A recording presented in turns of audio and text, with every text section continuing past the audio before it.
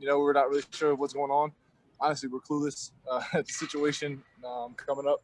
So all we can do is practice, prepare like we're going to play on Sunday. And, I think everybody in this building wants to play. I can speak for myself. I want to play. I don't want to postpone anything. I don't want to have to cancel anything. We all just want to play football.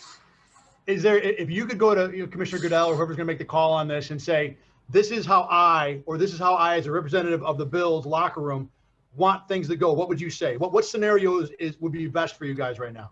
Well, I think that, me personally, I don't have all the information. I'm kind of just on the outside looking in. I don't know how it started. I don't know any of this stuff. So all I can do is speak for myself. And if I was to talk to him, I'd say I want to play. But I guess that's above my pay grade. I'm not really sure, what's going on. Obviously, all the COVID restrictions and protocols that everyone has to follow and go through. So, it's a tough situation. We knew this, we figured this was going to happen. I thought by now we'd have a solution, but I guess, stuff is in the works, and we'll find out soon. Thanks, Mike. I appreciate it, man. Of course. Yeah, thank you. Hey, Micah, you got me? Yep, I got you. Hey, have you there was a report that came out that there's a chance that you guys could possibly play on Tuesday and then the Chiefs game be Saturday. Have you heard anything about that? Nope, that's the first time I heard. If that happens, that happens. I know it's a quick turnaround to our next game. We're just trying to get this Titans game in first, and then we'll see what's next. But like I said, we want to play. We're going to play Sunday. If it happens to be Monday or Tuesday or Wednesday, we'll be prepared. I know that you guys want to play, and that's obviously what you and other players have said. But considering that Titans teams continuously has positive tests, there's no worries from you guys at all going out and facing this Titans team if the league decides to move forward. Well, obviously there's worries. If they're continuing to get tested, and they are back in the building after 2 or 3 negative tests, then I think it's safe to say then they're fine. But if guys that continue to have tests and they're not test positive, and they're not quarantining and stuff, then that's a little different. Obviously, we want to go out there and play, but we want to be safe, because we all have families on our end too. So, I thought going into this whole thing, if the guys tested positive, and they were going to be quarantined, and the rest of the team kind of goes on without that person, without those guys. That's kind of how I thought this whole thing was going to work out. I didn't really think that the postponing and cancellation of games was in the air. I had no idea. So now I guess we want to be safe, but at the same time, we want to play, and if the guys that tested positive are going to be sitting out, then that's what it has to be. All right, thanks, Micah. Of course. Hey, Micah, John Scott. I just want to be clear. What exactly do you know and have been told in regards to the status of Sunday or the plan in place potentially? As far as Sunday, I have been told that we have no idea what is going on. We honestly don't. We had a few, we came in today. Obviously, we all have social media. We know what, who, if an additional guy tested positive or another, yesterday 2 guys tested positive. We know what's going on, but we're not hearing anything from the league or anything like that. We got guys on this team that are have buddies in Tennessee and are talking to them, and they're saying they can't get in the building till Saturday. Now another test positive, so they can't, it's crazy. But that's just what we've heard. We haven't heard anything about, the actual game day on Sunday. It's today's Thursday and we travel on, early Saturday. So, I guess we kind of need to know what's going on. It's a difficult situation. But then again, it's 2020. Never know. Expect the unexpected this year.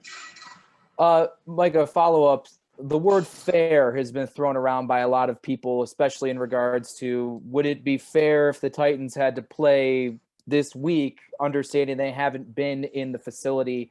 As someone on the other side of it, does that concern you guys at all? Or is it, hey, if you guys would have taken care of business with the protocols, you wouldn't be in that situation? Honestly, I don't know what's fair and what's unfair. I know that, there's 2 different perspectives. Obviously there's us on this end saying we have 0 positive tests, we want to play the game. There's guys on their end that are saying also they want to play. But then there's a few guys that are saying, no, it's not safe. We haven't done anything all week. physical activity. How are we going to go out there and play on Sunday? So I see both sides of the spectrum. I see what's going on. All I can do is personally speak for myself and say, we're doing everything we can do to be prepared for this game. And like I said, we just want to play. Appreciate you, Micah. Thank you. Sure. Hey, Micah, it's Sal. Good to see you. Hey, I know you've only played for two organizations, Packers and Bills, but you've been around sports your whole life. You've been around organizations your whole life and coaches and people like that.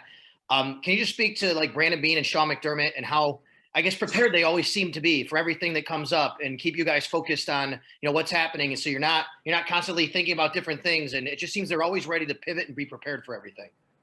Yeah, I just think that goes along with the guys in this building, and it obviously starts with them. Everybody's just focused on the next task at hand. I think that when we came in, day one of training camp, coming back into the building, and all the the COVID protocol was set. They made it clear this is going to be a unique season. It's going to be something we've never experienced. Just even with the beginning of the year, being a 4 or 5 month quarantine, that's something we've never experienced. So, they made it very clear, and everybody understood. The scare that we had, we took that serious. We understood that, guys, you can't mess around with this. You can't be out in the streets just doing whatever. You gotta kind of quarantine yourself, kind of like the NBA bubble. And obviously, we're all citizens of the United States. We're free. We can go do whatever. But upon that, it's it's on us to have keep ourselves in check, keep our teammates in check. So they really made that clear when we first got back, and every step of the way they've been ahead of it. Something else comes up, they've steered us in the right direction, kept us focused, and this is just another one of those situations. We're focused. We're game planning for Tennessee. We just got done with the practice. That we went over everything, and we got to flying around having fun, just like we're preparing for Sunday. So it's just another week for us, and like I said, we got to expect unexpected, and whatever happens comes our way, we'll be ready for it. Thanks, Micah. Of course. Hi, Micah. Matt Fairburn here. I know you mentioned you can kind of see both sides of the equation here. What do you think the challenges would be for a team that hasn't been on a field for as long as these guys have, being able to play a game having not been in their facility? Well, I think the difficult thing is, I think mentally, I think we could. I'm speaking for myself. I could prepare the whole week. If the coaches gave me the game plan, I could prepare all week and go out there and play on Sunday. But when you don't physically, work out and physically run around, I think that's the issue. That's when injuries happen. So I just feel like if it happens and we play on Sunday and those guys can't get in the building until Saturday, and they get a practice in or they get a walkthrough in or something like that, I think that the issue of safety is going to definitely be the option, or the issue of safety is going to be the problem. I think mentally they're going to understand the playbook. They're to be dialed in that way, but it's different when you don't run around and you're not on the field and practicing and stuff. If I could, wanted to ask you about Cole Beasley, a guy that you've gone up against in practice a lot. What makes him so tough to cover? Not just practice. I played Cole 3 years when he was in Dallas, and I was in Green Bay, and that was back when I was playing nickel, and he was a slot guy. That boy, he's an issue. He's a problem. No one, you can't guard him one-on-one. I really think it's impossible to guard Cole Beasley one-on-one. And even when he's guarded, he's open because he's always finding a way to get that extra step on somebody. You can't play him aggressive because if you play him aggressive, you miss. He's wide open. You can't play, passive. You can't sit back on him because he's going to come at you and just kill your leverage and just eat you apart. So, I kind of just, when I was in Green Bay, I kind of just stuck to one side.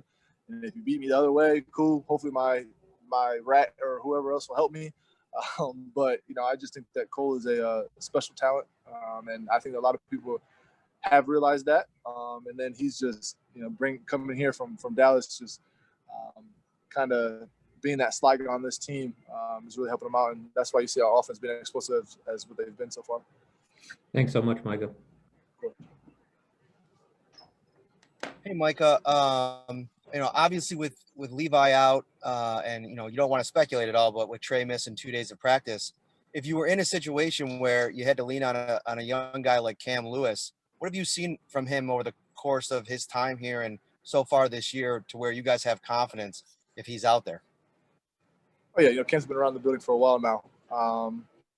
And I guess he hasn't necessarily been on the game field with us, but practice field, he's been out there, sticking his nose in there and playing fast.